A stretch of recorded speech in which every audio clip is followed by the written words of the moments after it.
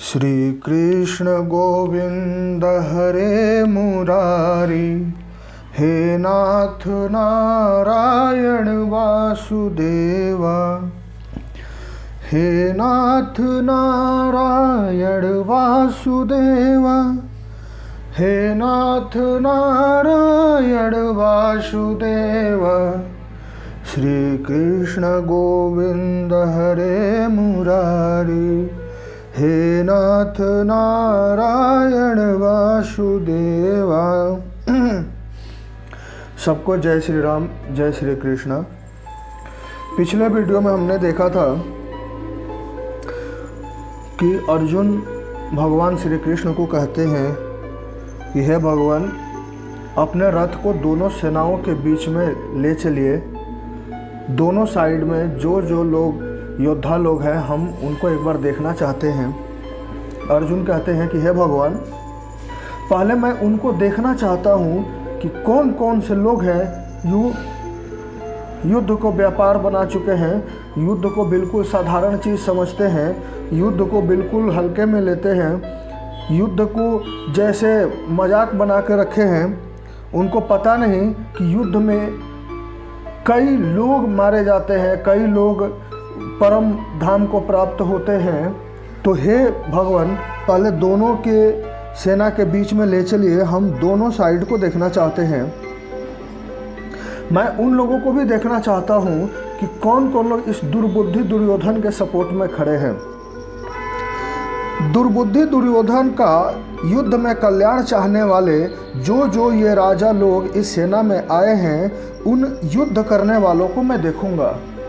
जो दुर्बुद्धि दुर्योधन है, जिसने थोड़ी सी लालच के लिए, जमीन जायदाद के लालच के लिए और अपने अहंकार के लिए पूरी दुनिया को युद्ध में झोंक दिया, पूरी दुनिया को महाभारत में पक्ष और विपक्ष में लाकर खड़ा कर दिया। उसको पता नहीं है कि कितने लोग बचेंगे, कौन लोग नहीं बचेंगे। उसको पता नहीं है कि कितना भयानक संग्राम होगा। उसको पता नहीं है कि कितने लोग अच्छे लोग इस दुनिया से समाप्त हो जाएंगे। लेकिन फिर भी युद्ध की संरचना कर दी। तो उस दुर्बुद्धि दुर्योधन को बचाने वाले, उसके हित चाहने वाले, उसको खुश करने वाले जो जो राजा महाराजा लोग हैं, पहले मैं उनको ध्यान से देखना चाहता हूँ कि वो कैसे लोग हैं जो इस दुर्बुद्धि दुर्योधन को समझाने की बजाय, उसको मनाने की बजाय, युद्ध को टालने की बजाय युद्ध के लिए तैयार बैठे हैं। संजय बोले, हे धृतराष्ट्र, अर्जुन द्वारा इस प्रकार कहे हुए महाराज श्री कृष्णचंद्र ने दोनों सेनाओं के बीच में भीष्म और द्रोणाचार्य के सामने और संपूर्ण राजाओं के सामने उत्तम रथ को खड़ा करके ऐसे कहा कि हे पार्थ, इन इकट्ठे हुए कौरवों को देखो। भगवान श्री कृष्ण रथ को बीच में ले जाते हैं और ठीक भीष्म और द्रोणाचार्य के सामने ले जाते हैं। ठीक जो योद्धा सामने रहते हैं कौरवों के दल से, उनके सामने इस तरीके से ले जाते हैं कि सभी बिल्कुल क्लियर तरीके से दिखाई दे रहे हैं। और कहते हैं कि अब लीजिए, अब देखिए कौरवों के साइड कितने लोग खड़े हैं और कितने लोग दुर्योधन को सपोर्ट कर रहे हैं, कितने लोग दुर्योधन की खुशी चाहते हैं और कितने लोग पाप का साथ दे रहे हैं, कितने लोग अधर्म का साथ दे रहे हैं। आप ध्यान से देख लो। उसके उपरांत पृथा पुत्र अर्जुन ने उन दोनों ही सेनाओं में स्थित हुए पिता को, भाइयों को, पितामहों को, आचार्य को, मामों को, भाइयों को, पुत्रों को, पौत्रों को, मित्रों को, ससुरों को और सुहृदों को भी देखा। जो हृदय के नज़दीक थे, जो कभी बचपन में अपने गोद में खिलाया करते थे भीष्म पितामह, आज उनके विपक्ष हथियार उठाना पड़ेगा। जिन्होंने बचपन से जब से होश संभाला, आचार्य द्रोणाचार्य ने शिक्षा दी, दुनिया कैसी होती है, भगवान कौन है। कहा जाता है कि गुरु गोविंद से भी बड़ा होता है। जिन्होंने बताया कि ये गोविंद है, ये हमारे आराध्य हैं, ये भगवान हैं, इन्हें पूजा करनी चाहिए, सब कुछ जिसने सिखाया, उस गुरु के खिलाफ भी आज हथियार उठाना पड़ेगा। जिनको हम भाई कहते थे, जिनको पितामह कहते थे, जो हमारे मामा हुआ करते थे, जो हमारे पुत्र हुआ करते थे, जो हमारे पौत्र हुआ करते थे, जो हमारे मित्र हुआ करते थे, जो हमारे ससुर हैं, उन सब के विपक्ष, उन सब के खिलाफ आज हथियार उठाना पड़ेगा। ये कैसा समय आ गया है, आज कोई नहीं बचेगा। हथियार उठाने का मतलब जीवन जय या मरण, या तो जीवन बचेगा, विजय मिलेगी, या परम धाम को प्राप्त होंगे। तो ऐसी परिस्थिति में लाके खड़ा कर दिया गया है। समय की विडंबना है, दुर्योधन का लालच, दुर्योधन का ईर्ष्या, दुर्योधन का जलन पूरे विश्व को, पूरे भारतवर्ष को इस मुहाने पर लाके खड़ा कर दिया था कि महासंग्राम होने वाला था। और कौन मारे जाते? तो जो अर्जुन के हृदय के सबसे करीब लोग थे, उन्हीं को मारना था, उन्हीं के खिलाफ हथियार चलाना था। इस प्रकार उन खड़े हुए संपूर्ण बंधुओं को देखकर वे अत्यंत करुणा से युक्त हुए। कुंती पुत्र अर्जुन शोक करते हुए यह बोले। जैसे ही अर्जुन ने देखा कि ये सारे तो अपने हैं, बचपन में मैं इनके साथ खेला करता था, हमारे पितामह हमें गोद में उठाकर खाना खिलाते थे और कहते थे कि तुम दुनिया के सबसे बड़े धनुर्धर हो। हमारे द्रोणाचार्य हमको दुनिया का सबसे बड़ा धनुर्धर बनाए। जो यश, जो हमारा स्वाभिमान, जो हमारा दुनिया में नाम रोशन हुआ है, जिसके चलते दुनिया के सर्वश्रेष्ठ धनुर्धारी जिसके चलते कहे जाते हैं, आज उस आचार्य द्रोण के खिलाफ भी हथियार उठाना पड़ेगा हमको। तो वो बहुत ही करुणा से भर गए और विचलित हो गए, बहुत ही इमोशनल हो गए। हे कृष्ण, अब अर्जुन कहते हैं भगवान श्री कृष्ण से, हे कृष्ण, इस युद्ध की इच्छा वाले खड़े हुए स्वजन समुदाय को देखकर मेरे अंग शिथिल हुए जा रहे हैं और मुख भी सूखा जा रहा है और मेरे शरीर में कंपन तथा रोमांच सा होता जा रहा है।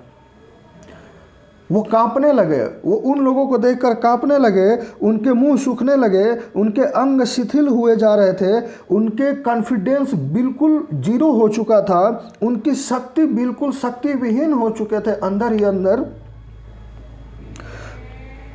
क्यों? क्योंकि जो स्वजन थे, जो अपने लोग थे, कभी वो अपने मतलब अपने परिवार के लोग थे, उनके खिलाफ आज युद्ध करना था। तथा हाथ से गांडीव धनुष गिरता जा रहा है, गांडीव भी गिरता जा रहा था। मैं नहीं ये पाप करूंगा, मैं कभी ये बाण नहीं चलाऊंगा, क्योंकि इस बाण से जिनकी मृत्यु होगी वो मेरे पितामह हैं, वो मेरे आचार्य हैं, वो मेरे भाई हैं, वो मेरे ससुर हो, वो मेरे पुत्र हैं, वो मेरे पौत्र हैं, उन्हीं के खिलाफ आज बाण चलाना है। बिल्कुल ही नर्वस हो गए अर्जुन और त्वचा भी बहुत जलती जा रही है, बहुत अंदर से उनको जलन महसूस हो रहा है, बिल्कुल नर्वस हुए जा रहे हैं तथा मेरा मन भ्रमित सा हो रहा है, इसीलिए मैं खड़ा रहने में भी समर्थ नहीं हूँ। और वो चुपचाप बैठ जाते हैं। अर्जुन कहते हैं कि हे भगवान, जिनके खिलाफ आज युद्ध करना है वो कल्पना मात्र से ही मेरे शरीर की शक्ति खत्म हो गई है और मुझे खड़ा नहीं हुआ जा रहा है, मुझे बैठने का मन कर रहा है, मेरे अंग शिथिल हुए जा रहे हैं, शरीर का कोई भी अंग काम नहीं कर रहा है।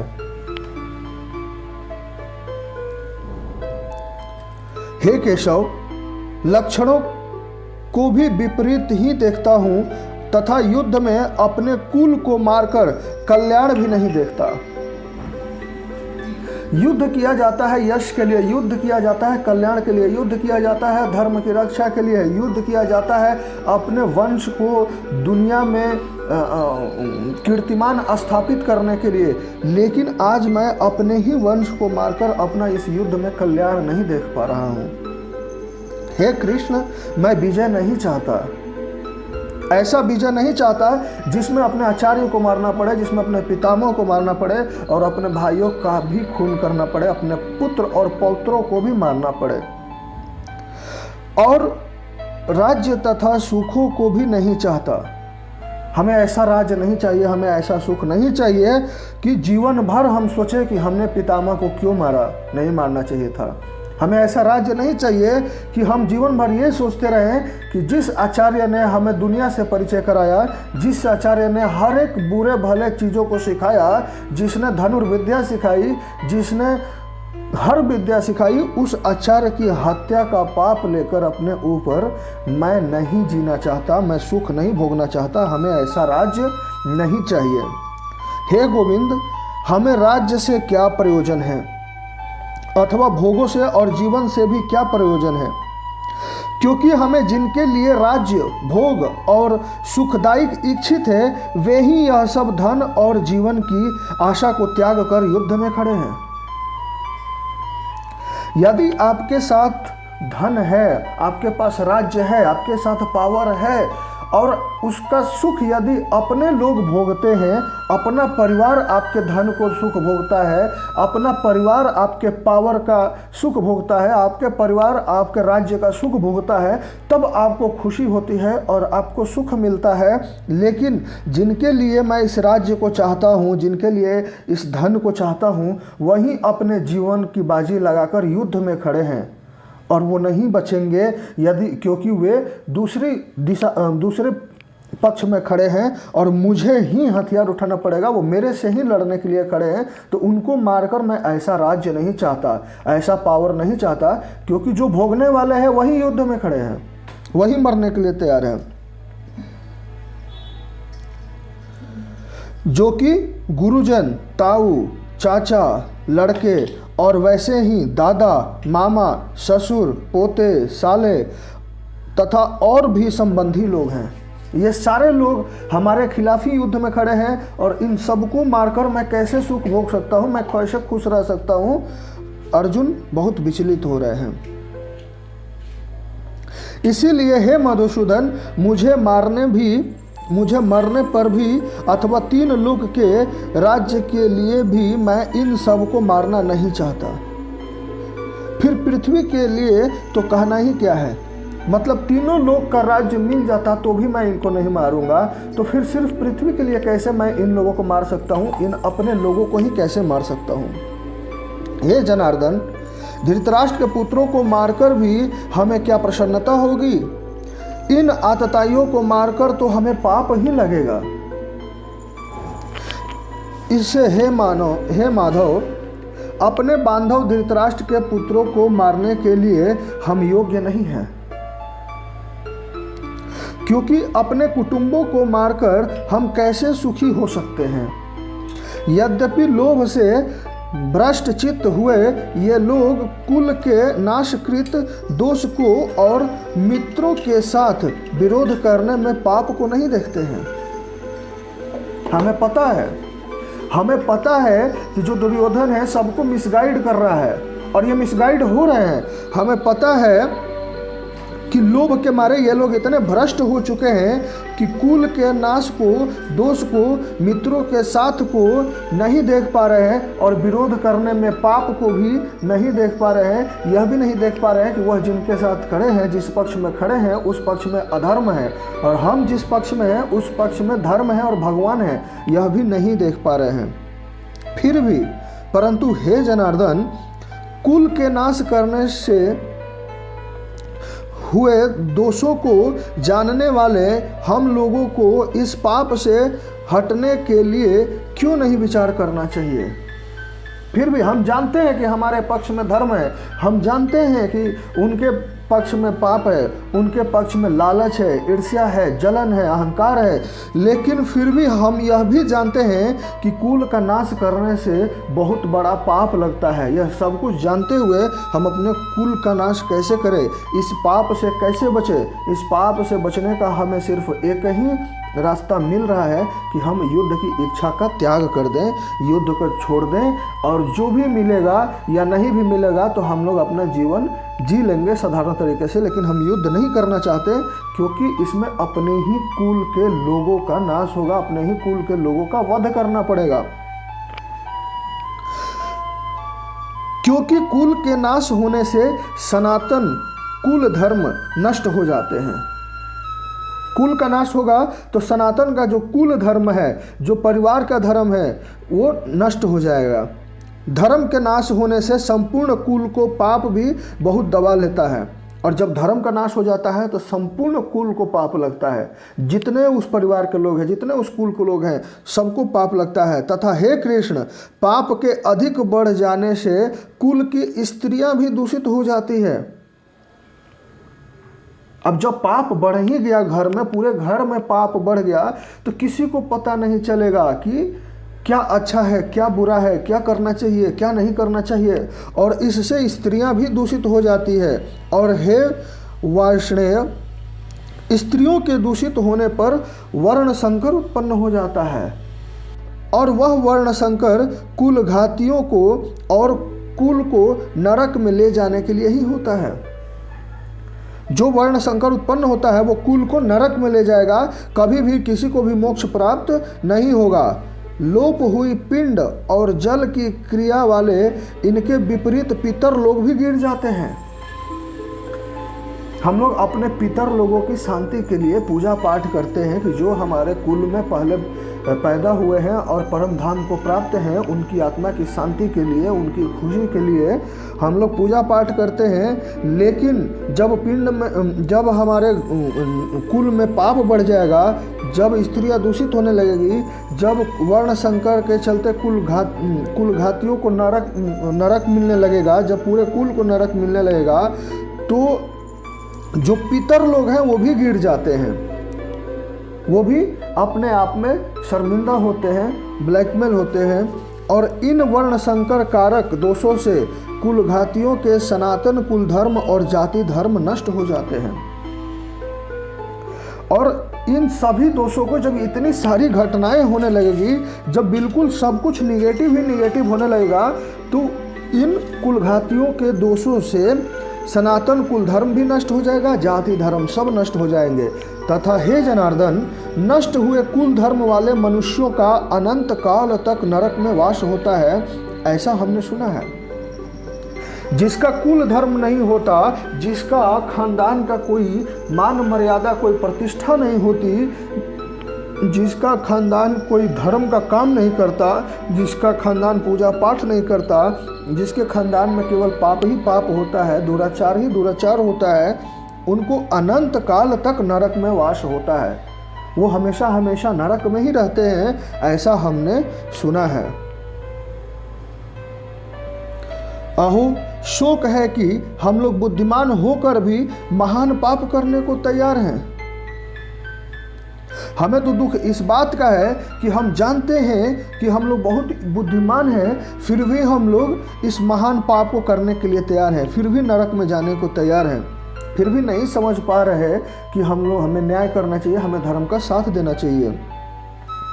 जो कि राज्य और सुख के लोभ से अपने कुल को मारने के लिए उद्यत हुए हैं, सिर्फ राज्य के लिए, सिर्फ जगह जमीन के लिए, सिर्फ अपने लोभ के लिए, सुख के लिए हम अपने ही लोगों को मारने के लिए तैयार हो चुके हैं।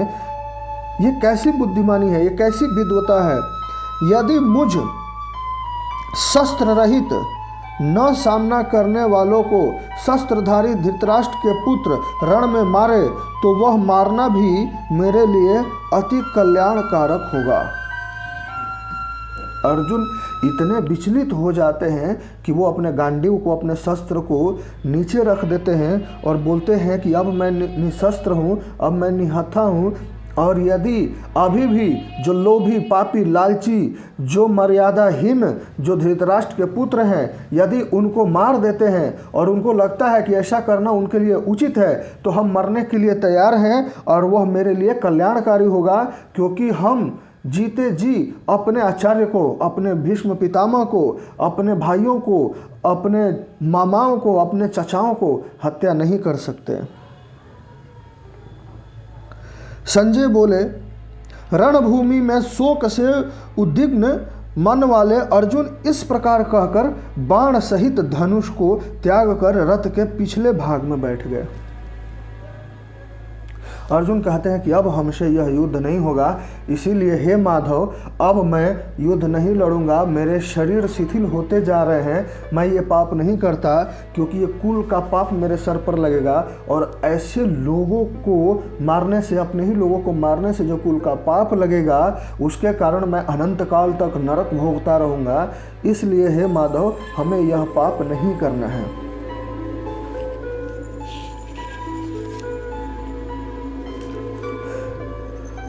सबसे यही निवेदन है कि युद्ध जो होता है वो धर्म की रक्षा के लिए होता है। एक साइड जो होता है वो धर्म के साइड होता है और एक साइड होता है अधर्म का साइड होता है। और यहाँ पर भी महाभारत में धर्म अधर्म की लड़ाई चल रही है। भगवान अर्जुन के साथ है, लेकिन युद्ध हो या जीवन का कोई भी काम हो वो स्टेट ऑफ माइंड से होता है। यदि हमारा कॉन्फिडेंस लूज हो जाता है, यदि हमारा मोटिवेशन लेवल डाउन हो जाता है तो हम कोई भी कार्य नहीं कर सकते, चाहे युद्ध हो, पढ़ाई हो या अपने जीवन यापन के लिए बिजनेस हो या कोई नौकरी हो या कोई भी चीज़। इसीलिए हमें अपने आप को अंदर से मोटिवेट रखना चाहिए और भगवान की हमेशा पूजा करनी चाहिए कि हे भगवान हमें हमेशा हिम्मत दीजिए कि हम अपने जीवन को बहुत ही हिम्मत से पूरा करें। दया कर दान भक्ति का हमें परमात्मा देना, दया करना हमारी आत्मा में शुद्धता देना। हमारी आत्मा शुद्ध रहे और हमें यदि धर्म की रक्षा के लिए जो करना पड़े वो करें। हमें ऐसी हिम्मत होनी चाहिए। धर्म की रक्षा के लिए हथियार उठाना पड़े, युद्ध करना पड़े तो भी उचित है। धर्म की रक्षा के लिए व्यापार बिजनेस उचित है। धर्म की रक्षा के लिए पूजा पाठ उचित है। धर्म की रक्षा के लिए अधर्मियों को मारना उचित है। तो इसीलिए हमें सबसे पहले समझना चाहिए कि धर्म की रक्षा कैसे होगी और हमें यथोचित प्रयास करना चाहिए और ऐसा करने के लिए भगवान हमें हिम्मत दे। और इसी के साथ आज प्रथम अध्याय समाप्त हुआ। आज की वीडियो में इतना ही और द्वितीय अध्याय से हम लोग अगली वीडियो में शुरू करेंगे। श्री कृष्ण गोविंद हरे मुरारी, हे नाथ नारायण वासुदेवा, हे नाथ नारायण वासुदेवा, हे नाथ नारायण वासुदेवा। श्री कृष्ण गोविंद हरे मुरारी, हे नाथ नारायण वासुदेवा। सबको जय श्री कृष्णा, जय श्री राम।